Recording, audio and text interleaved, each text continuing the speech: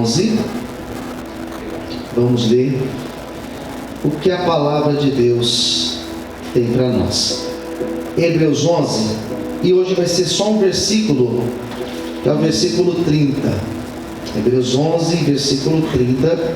Se você olhar para o lado e ver que a pessoa do lado está com dificuldade, a ajude a encontrar, para que todos nós possamos ler o que Deus tem para as nossas vidas. Amém? Quem já encontrou, diga amém. Amém. Vamos lá. Pela fé, caíram os muros de Jericó, sendo rodeados durante 7 dias. Como é um versículo só, vamos ler de novo em voz alta? Vamos ler?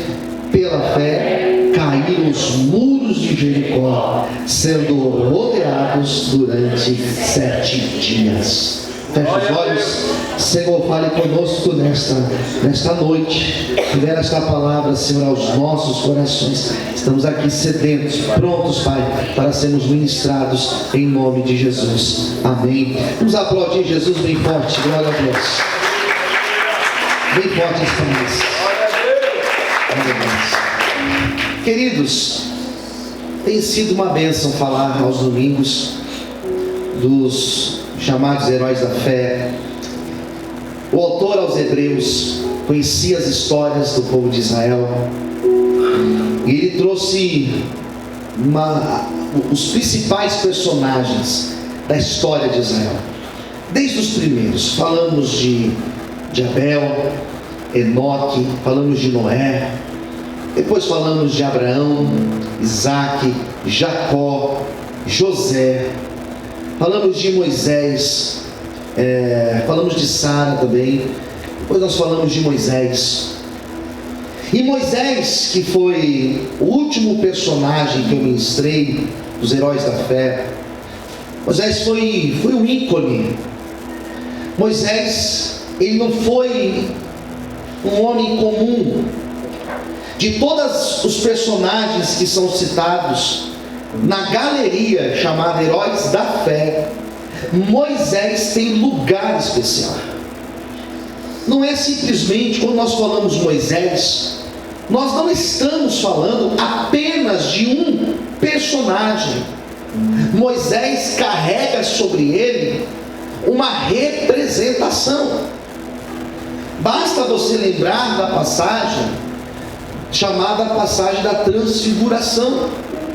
Essa semana, acho que foi na quinta que a pastora citou essa passagem, quando Jesus sobe no monte para orar, e ali ele estava com 3 dos seus discípulos, Pedro, Tiago e João, que eram os mais próximos a ele, e eles estavam no monte orando, e de repente aconteceu a transfiguração de Jesus, e eles viram 2 nomes, 2 personagens ali, Moisés e Elias. E na verdade não estava vendo 2 personagens, eles não estavam vendo 2 pessoas, eles estavam vendo 2 representações. Quando Jesus estava ali na transfiguração, e de um lado Moisés e de um lado Elias, o que Deus estava mostrando para aqueles discípulos é que a lei, tudo que a lei fala acerca do Messias, estava se cumprindo em Cristo. Moisés representa a lei. E quando eles viram Elias, o que o texto está dizendo? O que a representação está dizendo? Que tudo que os profetas falaram acerca do Messias se cumpriu em Cristo. Então Moisés é mais do que um personagem, ele é uma representação. A lei está alicerçada na imagem de Moisés. E o texto que nós acabamos de ler, se você prestou atenção no versículo 30, que está aqui, está aqui na frente, não tem personagem, não tem um nome aqui. Aqui não aparece o nome de Moisés, aqui não aparece o nome de um profeta. Aqui aparece uma citação, aparece uma história. O sujeito aqui da nossa pregação de hoje, ele está oculto. Mas nós sabemos que aquele que conseguiu entrar na cidade de Jericó, quem foi ele? Foi Josué. E Josué, ele foi o substituto de Moisés. E eu quero ler uma palavra com vocês, Eu sei que você trouxe a sua Bíblia. Vamos abrir em Josué, lá no capítulo 1. Se você não está com a Bíblia, eu vou pedir para a irmã Andréia colocar aqui para mim. Josué capítulo 1, versículo de número 1, fala acerca dessa citação. Olha o que diz: sucedeu depois da morte de... Qual é a palavra que aparece aí? Qual personagem? Moisés. E Moisés, olha o que diz, ele era servo do Senhor. Daí o Senhor falou a Josué, filho de Num. E olha que interessante, que detalhe interessante. Aqui não fala que ele era servo de Deus ou do Senhor. Aqui fala que ele era servo de Moisés. Estava debaixo da submissão de Moisés. Versículo 2: Moisés, meu servo, é morto. Levanta-te, pois, agora, passa este Jordão, Jordão não do rio, né? Tu e todo este povo, a terra que eu dou aos filhos de Israel. Versículo 3: todo lugar que você pisar, você pôr a planta dos teus pés, vou-lo tenho dado, como eu disse a Moisés, desde o deserto e desde este Líbano até o grande rio, o rio Eufrates, toda a terra dos heteus, até o grande mar para o poente do sol, será o vosso termo. Olha o 5: ninguém se susterá diante de ti todos os dias da tua vida. Eu fui com Moisés, do mesmo jeito eu serei contigo, não te deixarei, nem te desampararei. Posso ouvir um amém? Amém. 6: esforça-te e tem de bom ânimo, porque tu farás a este povo herdar a terra que jurei a seus pais que lhes daria. Então somente esforça-te, se esforça, tenha bom ânimo, e para teres cuidado de fazer conforme toda a lei que o meu servo Moisés te ordenou. Dela não te desvies, nem para a direita nem para a esquerda, para que prudentemente te conduzas por onde quer que andares. Não se aparte da tua boca o livro desta lei. Medita nele de dia e de noite, para que tenhas cuidado de fazer conforme tudo quanto nele está escrito. Porque então farás prosperar o teu caminho, prudentemente te conduzirás. 9, para terminar: não te mandei eu? Esforça-te, tem de bom ânimo. Não passe nem te espantes, porque o Senhor teu Deus, Ele é contigo, por onde quer que andares. Você pode aplaudir Jesus por essa palavra? Linda palavra. Eu tenho para mim que é uma das passagens mais bonitas da Bíblia. Deus falando com Josué. Deus não falou para Josué o que ia acontecer. Deus não falou para Josué: ó, você vai passar por várias. Não. Deus falou para ele: eu estarei contigo, vai dar certo. Você vai se esforçar, você vai ter ânimo, e eu estarei do teu lado. Quem entendeu, diga amém, queridos. Quando Deus me chamou para essa obra aqui, 20 anos já vai fazer, já fez 20 anos, dia 30 de abril de 2003, 20 anos. Deus não chegou para mim e me disse o que eu ia passar. Deus não me disse tanto de coisas difíceis, lutas que eu passaria, mas Deus falou exatamente isso para mim: eu estarei contigo em todo o tempo. Posso ver bem, queridos? Você vai se esforçar, olha, você vai suar bastante, você vai trabalhar bastante, mas eu estarei com você. Essa garantia Deus deu para Josué. Josué, eu estarei contigo. Glória a Deus. Daí nós olhamos lá atrás, né, lá aos Hebreus 11:30. Por que Josué, apesar de não ser citado, sabemos que foi ele, esse personagem de Hebreus 11:30. Por que Josué foi herói da fé? O texto de aos Hebreus poderia citar aqui, Josué 1, que eu li para vocês. O texto aos Hebreus poderia citar Josué 3, quando eles atravessaram o Rio Jordão. O Rio Jordão foi o primeiro desafio de Josué. Foi linda a passagem do Rio Jordão. Diz a Bíblia que eles entraram na terra de Canaã, e quando eles começaram a conquistar a terra, conforme eles iam conquistando territórios, Josué foi distribuindo as tribos, eram 12 tribos, e para cada território ele foi determinando: tal tribo ficará aqui. Eles entraram e eles começaram a distribuir. Ele colocou 2,5 tribos até a chegada no Jordão. E para continuar distribuindo para as 9,5 tribos que estavam ainda para receber a terra, eles precisavam atravessar o Rio Jordão. É igual chegar para vocês e falar: nós precisamos ir para Lapa. E como que faz para ir para Lapa? A gente pega a avenida, atravessa, chega lá embaixo, nós atravessamos a ponte do Piquiri. Ou então você vai pela ponte da freguesia, você vai chegar lá na Lapa. Só que nessa época não tinha ponte. Eles precisavam atravessar o Rio Jordão, mas não tinha ponte. Como que vai fazer? E aqui começa a trajetória de Josué, porque Josué, ele para perante o Rio Jordão e ele não sabia o que fazer. E quando nós não sabemos o que fazer, o que nós fazemos?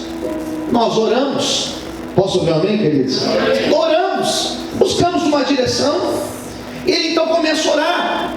E as pessoas chegavam para ele e perguntavam: e aí, José, o que nós vamos fazer?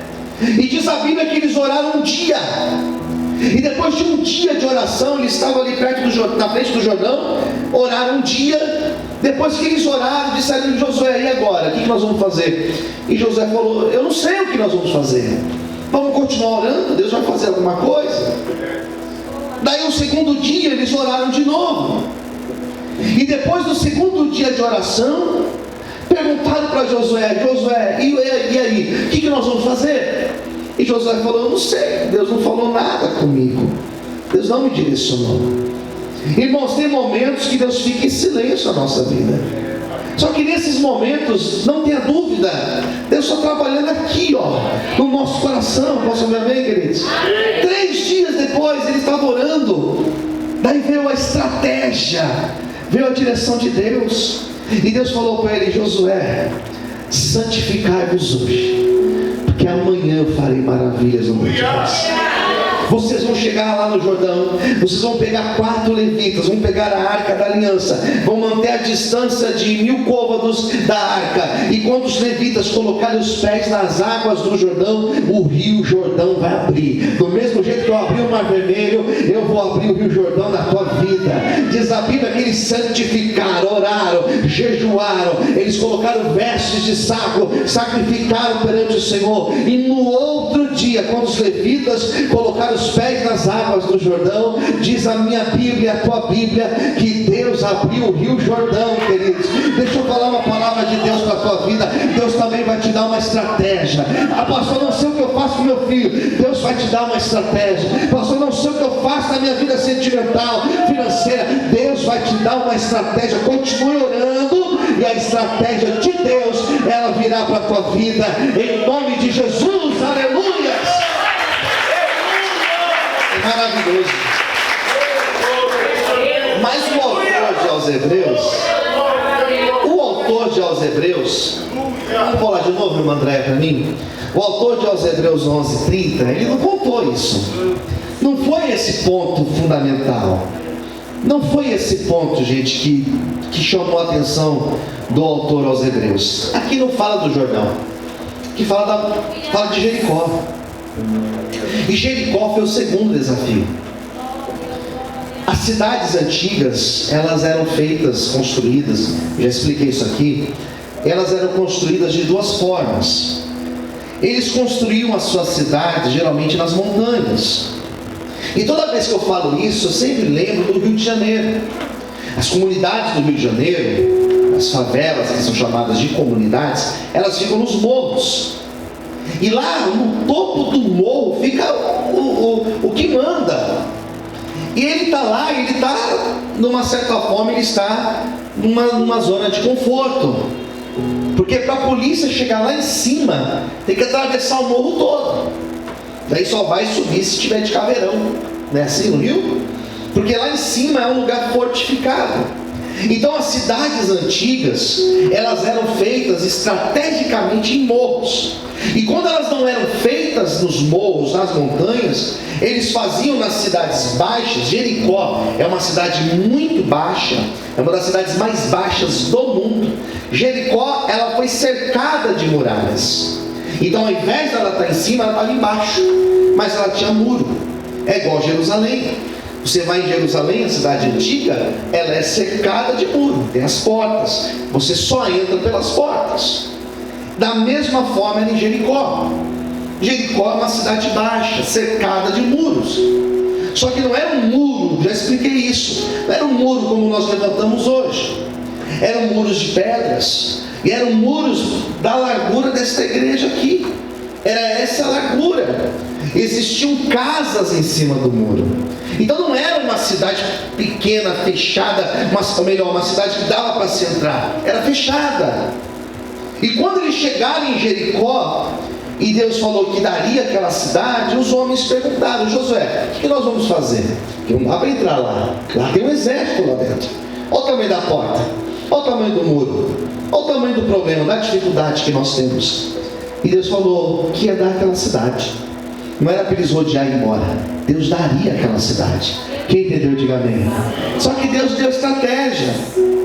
A passagem que o autor de Hebreus conta é exatamente essa.